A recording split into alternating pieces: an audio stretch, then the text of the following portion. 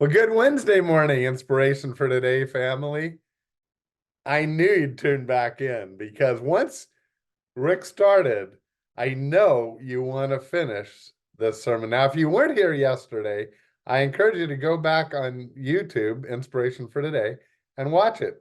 We're watching a sermon that Pastor Rick Warren, who is now heading up the largest mission consortium in the world by far. Actually, it's the largest that the world has ever seen, called Finishing the Task. And he does weave that into this message and his role there. In fact, he at one point asks for volunteers. If you would like to help serve in an administrative way, since the world headquarters are right here locally in Orange County, and you can work from home. We had, and I'm so proud of so many of you, we had 19 people that Sunday sign up to help volunteer to serve finishing the task. And if God lays that on your heart, just respond back to us here at Inspiration for Today, and we will pass your name along, and they would love to have you serve also. It's going to take a ton of people, and it's exciting that we want to reach the whole world. And Rick will talk some about that in these messages by 2033. So if you'd like to be involved, you just let us know. But for now, let's go back to the message that Rick has for us. And let me say this, I apologize for some of we've tried to cut it out, but there's some background talking on this in this sermon because we were still trying to figure out how to get the video going. And so that's what we were talking about. It was us scrambling around, and I apologize for that. Let's get right back to Rick, though, right now.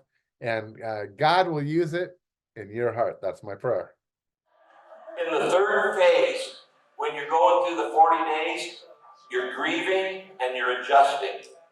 Grieving and adjusting. That's the third phase. Something dies in my life. It's no longer there.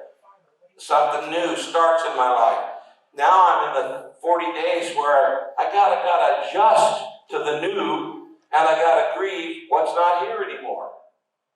You have already been through this many times. When you were a little kid, you most likely enjoyed being a kid because you didn't have any responsibility.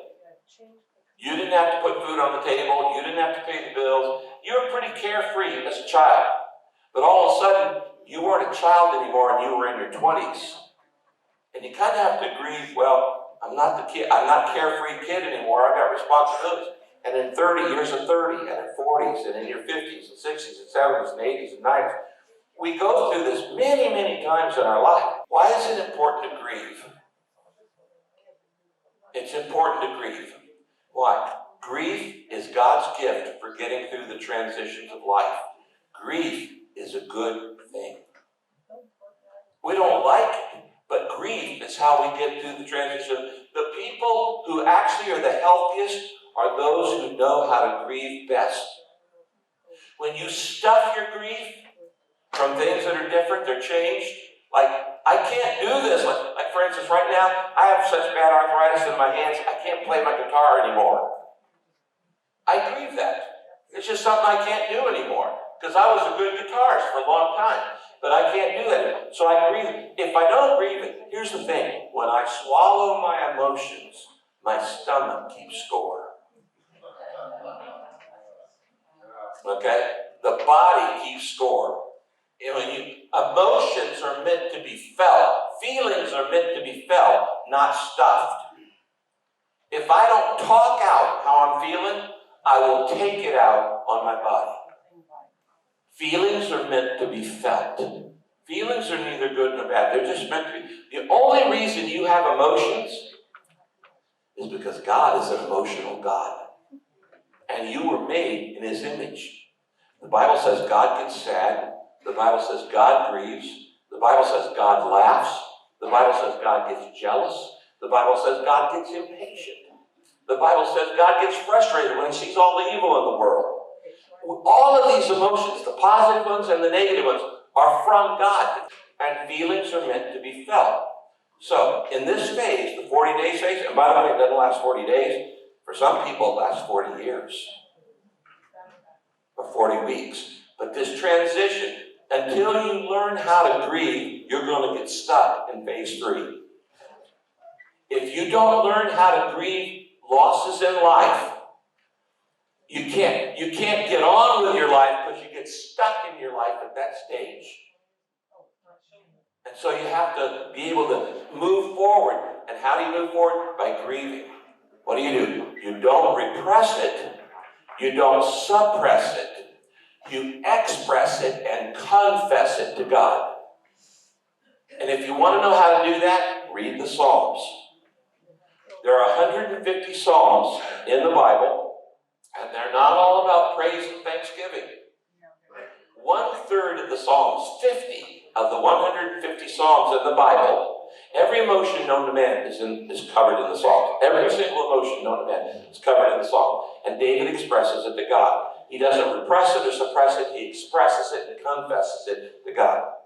50 of the Psalms are called Psalms of Lament. They're Psalms of grieving. And there are Psalms in the Bible where David goes, God, I don't like you right now. I'm mad at you. I just had this loss, a lost battle, a lost friend, another kind of loss, a lost loved one.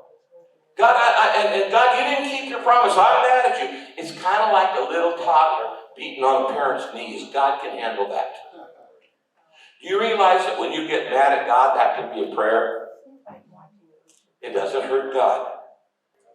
Grief is like a wave. One minute I can handle it, the next minute I can't. You can go through those waves 5 times in a minute. There is no expiration date on grief. Everybody of you can. The fact that you're here means you've lost somebody. Because not everybody lives to our age. And here's the thing. There is no expiration date on grief. Milk expires, you got to throw it away.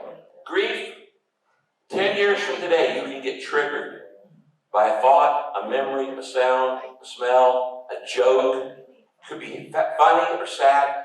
And those are people who are the healthiest emotionally, spiritually, mentally, are those who learn how to live with grief. Kay wrote a book years ago called Choose Joy. And the cover of that book had a railroad track. 2 tracks, because life is like a railroad track. You have good and bad at the same time, all the time. I used to think life was valleys and mountains. That there are high highs and then there are low lows. But actually, you get them both all the time. There's never a time in your life when everything is so bad, there's nothing you can be thankful for. There's always something you be thankful for.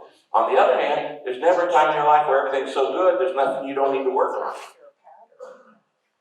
Grief is a part of life. The Bible calls Jesus a man acquainted with sorrow. If you're going to become like Jesus, you're going to have to learn how to deal with grief.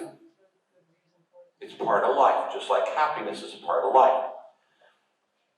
When my youngest son died by suicide, after 27 years of mental illness, it was the worst day of my life. People say, are you over that? You don't get over that kind of stuff. You don't get over them. You get through them. People say, are you over it? I'm never going to. If I lost this right arm or left arm, the rest of my life, I'm going to know the arm's not there. Can I go on and live a happy life? Yes, but I'm still going to know it's not there. So it's not denial. Being healthy mentally, emotionally, and spiritually, and being like Jesus means learning how to grieve. My favorite verse after Matthew died is the shortest verse in the Bible.